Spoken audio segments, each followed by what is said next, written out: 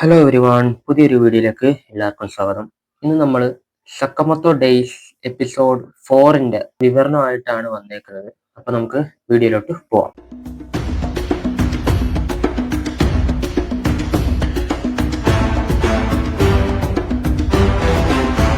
Previous എപ്പിസോഡിൽ നമ്മൾ കണ്ടായിരുന്നു സക്കമത്തോയുടെ തലയ്ക്ക് 1 ബില്യൺ പ്രഖ്യാപിച്ചതും സക്കമത്തോനെ കൊല്ലാൻ വേണ്ടി തലങ്കം വിലങ്ങുമായിട്ട് വേഷം മാറി അല്ലാതെ ആൾക്കാർ വരുന്നതും ഒക്കെയായിരുന്നു നമ്മൾ കണ്ടുകൊണ്ടിരുന്നത്. ഈ ഒരു എപ്പിസോഡിലോട്ട് വരികയാണെങ്കിൽ എപ്പിസോഡ് തുടങ്ങുന്നത് തന്നെ രണ്ടുപേര് കാണിച്ചുകൊണ്ടായിരുന്നു. അവരുടെ ഗെറ്റപ്പ് കണ്ടാൽ തന്നെ മനസ്സിലാവും അവരൊരു അസാസിൻസ് തന്നെയാണ്. അത് കഴിഞ്ഞ് പിന്നെ കാണിക്കുന്നത് നമ്മുടെ ഷിന്നിന് പോയിസൺ അടിച്ചിട്ടുണ്ടായിരുന്നു. അങ്ങനെ അവന്റെ പോയിസൺ ഒക്കെ മാറ്റി ക്ലിയർ ആക്കിയതിനു ശേഷം മറ്റേ അസാസിന് കെട്ടിയിട്ട അസാസിനോട് ചോദിക്കുന്നുണ്ട്, നിങ്ങളെ ആരാണ് പറഞ്ഞു വിട്ടത്, ആരാണ് ഇതിന് പിന്നിലെന്ന്, നീ ആരാണെന്നൊക്കെ ചോദിക്കുന്നുണ്ട്. ആദ്യം അവൻ പറയാൻ കൂട്ടാക്കിയില്ലെങ്കിലും പിന്നെ ഭീഷണിപ്പെടുത്തിയപ്പോൾ തന്നെ എന്ന് പറയുന്ന ഒരു ടോക്സിക് കമ്പനിയാണ് നിയമിച്ചതെന്നും ആ ടോക്സിക് കമ്പനിയുടെ പോളിസി എന്ന് പറയുന്നത് ആർക്ക് വേണേലും സ്വതന്ത്രമായിട്ട് വർക്ക് ചെയ്യാം, അങ്ങനെയാണ് ഇവൻ സക്കമോത്തോയുടെ അടുത്ത് കൊല്ലാനായിട്ട് പുറപ്പെടുത്തതെന്നൊക്കെ പറയുന്നുണ്ട്. അപ്പൊ ഷിന്ന് ചോദിക്കുന്നുണ്ട്, നിന്റെ അടുത്ത് JAA ലൈസൻസ് ഉണ്ടോ എന്ന് ചോദിക്കുന്നുണ്ട്. അപ്പൊ അവൻ പറയും ഉണ്ടെന്നുണ്ട്. അപ്പൊ ആ പെൺകുട്ടി ചോദിക്കും, അതെന്തുവാണ് ആ സാമ? അപ്പോൾ ആ കാർഡെന്ന് പറയുന്നത് ജപ്പാനിലെ കൊലയാളികളുടെ സംഘടനകളെ രൂപീകരിക്കുന്ന ഒരു കാർഡാണ്, JAA, ജാപ്പനീസ് അസാസിൻ അസോസിയേഷൻ. അപ്പൊ ആ കാർഡ് അവനുണ്ട്. ജപ്പാനിൽ അത് 400 പേർക്കേ ഉള്ളൂ. പ്രോ അസാസിൻസ് മാത്രമേ ഈ കാർഡ് കൊടുക്കുകയുള്ളൂ. അപ്പൊ ഷിന്നിനും ഈ ഒരു കാർഡ് ഉണ്ട്. ഷിന്നു അറിയാലോ, നമ്മളൊരു ഫോർമർ അസാസിൻ കൂടിയാണ്. ഷിന്നിന് മാത്രമല്ല ഈ കാർഡ് ഉള്ളത്, നമ്മുടെ സക്കമോത്തോക്കും കൂടി ഈ കാർഡ് ഉണ്ട്. സക്കമോത്തോ ഒരു എക്സ്ട്രീം ലെവൽ കില്ലർ ആയതുകൊണ്ട് സക്കമോത്തോക്കും സ്വാഭാവികമായിട്ടും ഈ കാർഡ് ഉണ്ടാവും. പക്ഷെ നമ്മുടെ ഡ്രൈവിംഗ് ലൈസൻസ് ഒക്കെ പോലെ ആയിരിക്കും അതിന്റെ കാർഡ് ഉണ്ടാവുക. അത് ആ പെണ്ണ് പ്രത്യേകം ചോദിക്കുന്നുണ്ട്. അപ്പോൾ ആ കൊലയാളി സക്കമോത്തോട് ചോദിക്കുന്നുണ്ട്, നിങ്ങൾ മുമ്പ് ഓർഡറിലൊക്കെ ഉണ്ടായിരുന്നതായിട്ട് കേട്ടുന്നുണ്ടല്ലോ, അത് സത്യമാണോ എന്ന് ചോദിക്കുന്നുണ്ട്. അപ്പൊ സക്കമോത്തോ ഒന്നും പറയാതെ തിരിഞ്ഞു കളയുകയാണ് ചെയ്യുന്നത്. അപ്പോഴേക്കും ആ കൊലയാളിക്ക് മനസ്സിലായി സംഭവം സത്യമാണെന്ന്, വെറും മിത്ത് മാത്രമല്ല അതൊരു യാഥാർത്ഥ്യമാണെന്ന് കൊലയാളി അവിടെ വെച്ച് മനസ്സിലാക്കി. അതിനുശേഷം സക്കമോത്തോ കൊലയാളി ഷിന്നിനോട് ചോദിക്കുന്നുണ്ട്, നിങ്ങൾ എന്നെ കൊല്ലുന്നില്ലെന്ന് ചോദിക്കുന്നത്. കാരണം ഞാൻ നിങ്ങളെ കൊല്ലാൻ വന്നതാണല്ലോ, എന്തുകൊണ്ടാണ് നിങ്ങൾ എന്നെ കൊല്ലാത്തതെന്ന് പറഞ്ഞു. അപ്പൊ പിന്നെ പറയുന്നുണ്ട്, ഞങ്ങൾ കൊല്ലാനല്ല, ഞങ്ങൾ പാർക്കിൽ എൻജോയ് ചെയ്യാനാണ് വന്നതെന്ന് ആ കൊലയാളിയോട് പറയുന്നുണ്ട്. ആ കൊലയാളിക്ക് വേണേ അവിടുന്ന് ഈസി ആയിട്ട് രക്ഷപ്പെടാറുണ്ട്. കാരണം പിന്നീടുള്ള സീനിലാണ് കാണിക്കുന്നത് കൊലയാളിയുടെ കയ്യിൽ കത്തി ഉണ്ടായിരുന്നു. പക്ഷെ എന്തോ മൂപ്പറുടെ മനസ്സിന് അത് അനുവദിച്ചില്ല. ഈ സംഭവങ്ങളൊക്കെ കഴിഞ്ഞ് സക്കമോത്തോയും കൂട്ടരും കഫേയിൽ ഇരുന്ന് ഫുഡ് കഴിക്കുകയായിരിക്കും. അപ്പൊ ഷിന്നു പറയുന്നുണ്ട്, എന്റെ തലയ്ക്കകത്ത് എന്തോ പ്രശ്നമുണ്ട്, കാരണം നേരത്തെ പോയിസൺ ഒക്കെ അടിച്ച കാരണം ആളുടെ ശരീരമൊക്കെ ആകെ ഡൗൺ ആയി കിടക്കുകയാണ്. അതുകൊണ്ട് പറയുന്നുണ്ട്, എനിക്കിനി മൈൻഡ് റീഡ് ചെയ്യാൻ പറ്റുമെന്ന് തോന്നുന്നില്ല, അതുകൊണ്ട് നിങ്ങൾ കുറച്ചുകൂടെ കെയർഫുൾ ആയിരിക്കണം എന്ന് പറയുന്നുണ്ട്. എപ്പിസോഡൊക്കെ കണ്ടവർക്ക് അറിയാം, നമ്മുടെ ഷിന്നിന് മറ്റുള്ളവരുടെ മൈൻഡ് റീഡ് ചെയ്യാനുള്ള ഒരു കഴിവുണ്ട്. അപ്പോ ഇപ്പൊ അതിന് ആൾക്ക് പറ്റില്ല പോയിസൺ കാരണം.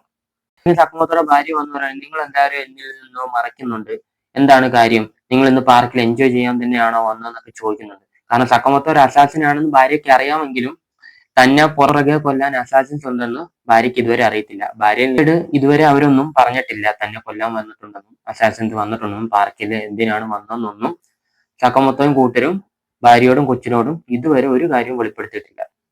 സമയത്തായിരിക്കും നമ്മുടെ സക്കമോത്തോനെ കൊല്ലാൻ വന്ന പഴയ കൊലയാളി ബാത്റൂമിൽ മുഖം കഴുകുന്നത്.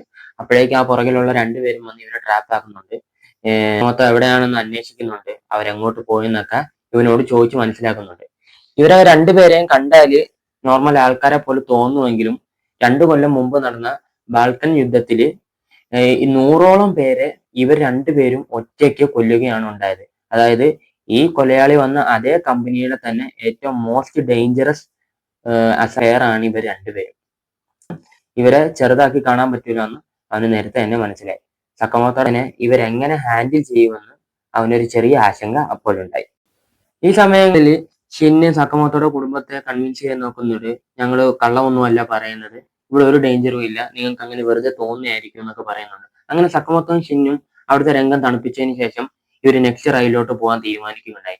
സക്കമോത്തോയും കുടുംബവും ഓരോ റൈഡിൽ കയറുമ്പോഴും ഷിന്നും മറ്റേ പെൺകുട്ടിയും പരിസരം മൊത്തം നിരീക്ഷിക്കുന്നുണ്ടായിരുന്നു, ഒരു ഗാർഡുകളെ പോലെ. കാരണം ഓരോ അസാസിൻസ് ഏത് സമയം ഏത് വേഷത്തിലും വേണമെങ്കിലും വരാം. ഓരോ റൈഡിൽ കയറി കഴിയുമ്പോഴും ഷിന്ന് സക്കമോത്തോട് പറയുന്നുണ്ട്, ഇതുവരെ കുഴപ്പമൊന്നുമില്ല, ഇപ്പൊ എല്ലാരും നമ്മൾ സേഫ് ആണ്, നമ്മൾ ഇനിയും കുറച്ചുകൂടെ മുന്നോട്ട് പോകേണ്ടതുണ്ടെന്ന് പറയും. അങ്ങനെ അവർ അവസാനത്തെ റൈഡിൽ കയറാൻ വേണ്ടി പോകും. പക്ഷെ അതൊരു റൈഡല്ല, അതൊരു പ്രേതാലയ വീടാണ്. അറിയാലോ, അവിടെ പേടിപ്പിക്കുന്ന സംവിധാനങ്ങളൊക്കെ ഉള്ളത് കൊണ്ട് ഷിന്നിന് അതൊരു അല്ലേ ഒന്ന് തിരിച്ചറിയാൻ പറ്റാത്ത വിധം നമുക്ക് സംശയം ഉണ്ടാക്കുന്നത് കൊണ്ട് ഈ പ്രേതാലയ വീട് കറക്റ്റ് അസാസിന് സ്പോട്ട് ചെയ്യപ്പെട്ട സ്ഥലമാണെന്ന് ഷിന്ന് അവിടെ നിന്ന് മനസ്സിലാക്കി. ആ വീട്ടിൽ കയറുകയും വളരെ ശ്രദ്ധയോടെയും കെയർഫുള്ളോടും കൂടിയാണ് അവർ ഓരോ സ്റ്റെപ്പും മുന്നോട്ട് വെക്കുന്നത്. കാരണം ഏത് സമയം ഒരു അറ്റാക്ക് പ്രതീക്ഷിക്കാം. അങ്ങനെ അവർ കയറി കഴിഞ്ഞ് പോകുമ്പോഴും മുകളിൽ നിന്ന് CCTVയിൽ ആ പഴയ 2 അസാസിൻസ് ഇവരെ നിരീക്ഷിക്കുന്നുണ്ടായിരുന്നു. ഇവരെ ട്രാപ്പ് ചെയ്യാനുള്ള കൃത്യമായ സ്ഥലം നോക്കി നടക്കുകയാണ് അവര്. കൂടെ നടക്കുമ്പോഴോ ഓരോ ഡമ്മി സോംബികൾ ഇവരെ പേടിപ്പിക്കാനൊക്കെ ശ്രമിക്കുന്നുണ്ട്. ഇതേ സമയങ്ങളിൽ സോംബിയുടെ വേഷത്തെത്തിയ ഒരു കൊലയാളി സക്കമോത്തോനെ അറ്റാക്ക് ചെയ്യാൻ ശ്രമിക്കുന്നുണ്ട്. സക്കമോത്തോ അത് തന്ത്രപൂർവ്വം അവരെ നേരിടുകയും അവരെ നിഷ്പ്രയാസം കീഴടക്കുകയും ചെയ്യുന്നുണ്ട്. പക്ഷെ ഈ സമയങ്ങളിലൊക്കെ സക്കമോത്തോയുടെ ഭാര്യയും കുഞ്ഞും കരുതുന്നത് അത് ഡമ്മി സോംബികളായിരിക്കുമെന്നാണ്. പക്ഷെ അത് യഥാർത്ഥ കൊലയാളികൾ തന്നെയായിരുന്നു. ഇരുന്നുകൊണ്ട് CCTVയിലൂടെ ഈ 2 അസാസിൻസ് വീക്ഷിക്കുന്നുണ്ട്. ഇതേ സമയങ്ങളിൽ ആ പെണ്ണ് പറയുന്നുണ്ട്, സക്കമോത്തോനെ നേരിടാൻ ഞാൻ അക്ഷമനായി കാത്തിരിക്കുകയാണ്. അപ്പൊ ആ പറയുന്നുണ്ട്, സക്കമോത്തോനെ ഞാൻ ആർക്കും വിട്ടുതരില്ല, അവൻ എനിക്കുള്ളതാണെന്ന് പറയുന്നുണ്ട്. അപ്പൊ ആ പെണ്ണ് പറഞ്ഞു, എങ്കിൽ നീ എടുത്തോ, അവൻ നിന്റെ പഴയ കൂട്ടുകാരനല്ലേ എന്ന് പറയുന്നു. ഇവിടം തൊട്ടാണ് ഇവർ രണ്ടുപേരുടെയും സക്കമോത്തോടെയും ജാപ്പനീസ് പ്രത്യേകം പരിശീലന ട്രെയിനിങ് സ്കൂളാണ്. അവിടെ വെച്ച് അവര് തമ്മിൽ സക്കമോത്തോയ്ക്ക് 14 വയസ്സും മറ്റേ അസാസിന് 15 വയസ്സുമാണ് ഉണ്ടായത്.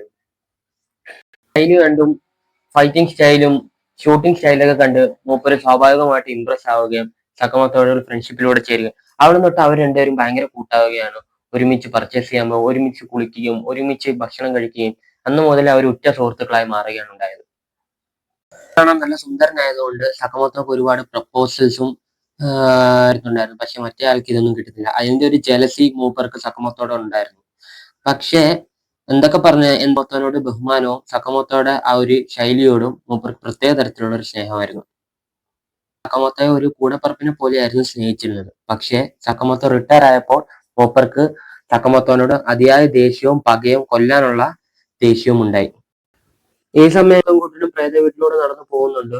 വഴികളിൽ ഓരോ ഡമ്മി സോംബികളെയും കാണാൻ പറ്റും. ഇതിൽ ഏതാണ് ഒറിജിനൽ ഗ്രൂപ്പ് അതൊന്നും മനസ്സിലാക്കുന്നില്ല. തന്നെ അറ്റാക്ക് ചെയ്യാൻ വന്നവരൊക്കെ നിഷ്പ്രയാസം സക്കമോത്തോ കീഴടക്കുന്നുണ്ട്. പക്ഷെ ഇതൊന്നും അറിയാതെ സക്കമോത്തോയുടെ ഭാര്യയും കുഞ്ഞും ആ പ്രേതാലയം ആസ്വദിച്ച് തന്നെ മുന്നോട്ട് പോവുകയാണ് ഉണ്ടായത്. ഇതേ സമയങ്ങളിൽ പുറകിലുണ്ടായിരുന്ന പെൺകുട്ടിക്ക് പേടിയും ഭയവും ആശങ്കയൊക്കെ ഉണ്ടായി. തനിക്ക് ധൈര്യം വരാൻ വേണ്ടി അവള് ബിയർ എടുത്ത് കുടിക്കുന്നുണ്ട്. ആത്മാറ്റവും സ്വഭാവമൊക്കെ കിളി പോയ അവസ്ഥയിലാണ് ഉണ്ടായത്. ബോധമൊന്നുമില്ലാതെ അബോധാവസ്ഥയിലാണ് അവർ പെരുമാറിയിരുന്നതും സംസാരിച്ചിരുന്നതും. അപ്പോഴായിരിക്കും ചേർക്കുന്ന ഒരു ഡോറ് കിടന്ന് അനങ്ങുന്നത് കാണുന്നത്. അപ്പൊ അവരാരും അത് തുറക്കാൻ കൂട്ടാക്കില്ല. പെട്ടെന്ന് തന്നെ ആ പെണ്ണ് വന്നിട്ട് അത് തുറക്കുന്നു. അത് മൊത്തം കൊലയാളികളായ സോംബികളായിരുന്നു. അവരെല്ലാം ഇവരുടെ നേരെ പാഞ്ഞെടുക്കുകയും സക്കമോത്തോയും ഷിന്നും ഇവരെ എല്ലാം അടിച്ചൊതുക്കുകയും ഈ ഗ്യാപ്പിലിടയിലായിരിക്കും മറ്റേ അസാസിൻ വന്ന് സക്കമോത്തോനെ ഇടിച്ചു തെറിപ്പിച്ചപ്പോഴാണ് ഇടുന്നത്. അവനോട് ചോദിക്കുന്നുണ്ട്, സക്കമോത്തോ നിനക്ക് എന്നെ ഓർമ്മയുണ്ടോ എന്ന് ചോദിക്കുന്നുണ്ട്. അപ്പൊ സക്കമോത്തോ പറയുന്നുണ്ട്, എനിക്ക് നീ ആരാണെന്ന് പോലും അറിയത്തില്ല, എന്റെ കുടുംബം എവിടെയാണുള്ളത് എന്ന് ചോദിക്കുന്നുണ്ട്. ഞാൻ ആരാണെന്ന് നിന്നെ ഓർമ്മിപ്പിക്കുമെന്ന് അവൻ അദ്ദേഹത്തോട് പറയുന്നുണ്ട്. ഈ സമയങ്ങളിൽ ഷിൻ അവരെ എല്ലാം അടിച്ചൊതുക്കിയിട്ട് ആ റൂമിലോട്ട് കയറുന്നുണ്ട്. അപ്പോഴേക്കും സക്കമോത്തോയുടെ ഭാര്യയും കുഞ്ഞിനെ കെട്ടിയിട്ട് അബോധാവസ്ഥയിലായിട്ട് കിടത്തിയിരിക്കുന്നത് കാണാം. അപ്പോഴേക്കും മറ്റേ അസാസിൻ വന്നിട്ട് ഷിന്ന് ഓൺ ദ സ്പോട്ടിൽ തന്നെ മറ്റേ പെണ്ണ് വന്നിട്ട് ആ അസാസിനെ വന്നൊരു ഒറ്റ ചവിട്ട് കൊടുക്കുന്നുണ്ട്. പലകാല ബോധമില്ലാത്ത അവസ്ഥയിലാണുള്ളത്. ആ സ്ഥലത്ത് സക്കമോത്തോയും മറ്റേ അസാസിൻ തമ്മിലുള്ള സംസാരമാണ് നടക്കുന്നത്. സക്കമോത്തോനോട് ചോദിക്കുന്നുണ്ട്, നിനക്ക് ശരിക്കും എന്നെ ഓർമ്മയില്ലെന്ന് ചോദിക്കുന്നു. അപ്പൊ സക്കമോത്തോ പറയുന്നുണ്ട്, നീ എനിക്ക് ആരാന്ന് പോലും അറിയത്തില്ല, നീ എന്റെ കുടുംബം എവിടെയാണെന്ന് പറയാൻ പറഞ്ഞു. അപ്പൊ പറയുന്നത്, വേണേ നീ തന്നെ പോയി നോക്ക്, ഇതൊക്കെ പറഞ്ഞുതരാൻ നിന്റെ അമ്മയൊന്നും അല്ലല്ലോ എന്ന് പറഞ്ഞു. ഇത് കേട്ടതും സക്കമോത്തോക്ക് ദേഷ്യമായി. പിന്നീട് അവര് തമ്മിലുള്ള ഫൈറ്റ് ആണ് അവിടെ നടക്കുന്നത്. ആ ഫൈറ്റിന്റെ ഇടയിലും മറ്റേ അസാസിൻ ചോദിക്കുന്നുണ്ട്, നീ ഇത്രയ്ക്കും തരം താഴ്ന്നു പോകുമെന്ന് ഞാൻ വിചാരിച്ചിരുന്നില്ല, ഞാൻ ഓർത്ത സക്കമോത്തോ അല്ല നീ ഇപ്പോഴെന്ന് ആ ഫൈറ്റിന്റെ ഇടയിലും അവൻ സക്കമോത്തോയോട് പറയുന്നുണ്ട്. ഇതേ സമയത്ത് മറ്റൊരു സ്ഥലത്ത് ആ പെൺകുട്ടിയും അതോടുകൂടി തന്നെ ഓരോ 10 സെക്കൻഡിലും എന്നെ ഇടിച്ചാല് ഇവനെ ഞാൻ വെറുതെ വിടാന്ന് പറയുന്നുണ്ട്. പക്ഷെ അവൾക്ക് ബോധമില്ലാത്തതുകൊണ്ട് അവൾ എന്തൊക്കെയോ വിളിച്ചു പറയും, ഷിന്നിനെ മൈൻഡ് പോലും ചെയ്യാതെ ചെയ്യുന്നുണ്ട്. ഇതേ സമയത്ത് തന്നെ അപ്പുറത്ത് സക്കമോത്തോയും മറ്റേ അസാസിനും തമ്മിലുള്ള ഫൈറ്റ് നടക്കുന്നത്. ഫൈറ്റില് അസാസിൻ സക്കമോത്തോനെ ഇടിച്ച് അവശനാക്കുന്നുണ്ട്. അവസാനം ഇടിച്ച് തറയിലിട്ട് മൂലുന്നുണ്ട്. നീ ഇപ്പൊ റിട്ടയർ ആയിട്ട് നീ ചാവുന്നത് തന്നെയാണ് നല്ലതെന്നും പറഞ്ഞ് അതിന് ഒറ്റയിടി സക്കമോത്തോ കൊടുക്കും. സക്കമോത്തോ തെറിച്ചങ്ങ് മതില് പൊളിച്ചപ്പുറത്തേക്ക് പോകും. ഇത് കഴിഞ്ഞ് സക്കമോത്തോ മരിച്ചെന്ന് പെട്ടെന്നൊരു ത്രെട്ട് പോലെ തന്റെ ശരീരമാകെ പൊട്ടിപ്പൊളച്ച് കയറുന്ന ഒരു ഫീലിംഗ് ആസാസിന് ഉണ്ടാവുന്നത്. നേരെയായിരിക്കും ആ കല്ലുകൾക്കിടയിൽ നിന്ന് ഇറങ്ങി വരുന്ന തന്റെ വിശ്വരൂപമായി പുറത്തിറങ്ങിയ സക്കമൊത്തോനെയാണ് കാണുന്നത്. തടിച്ചു കൊഴുത്ത ശരീരമല്ല, ആ പഴയ സക്കമൊത്തോ തിരിച്ചെത്തിയിരിക്കുന്നു. ഇതോടുകൂടി ഈ എപ്പിസോഡ് ഇവിടെ അവസാനിക്കുകയാണ്. ഇത്രയുള്ള എപ്പിസോഡ്. അപ്പൊ എല്ലാവർക്കും മനസ്സിലായി കാണുമെന്ന് തന്നെയാണ് വിചാരിക്കുന്നത്. അപ്പോൾ നമുക്ക് പുതിയൊരു വീഡിയോ ആയിട്ടും വരുന്നവരെ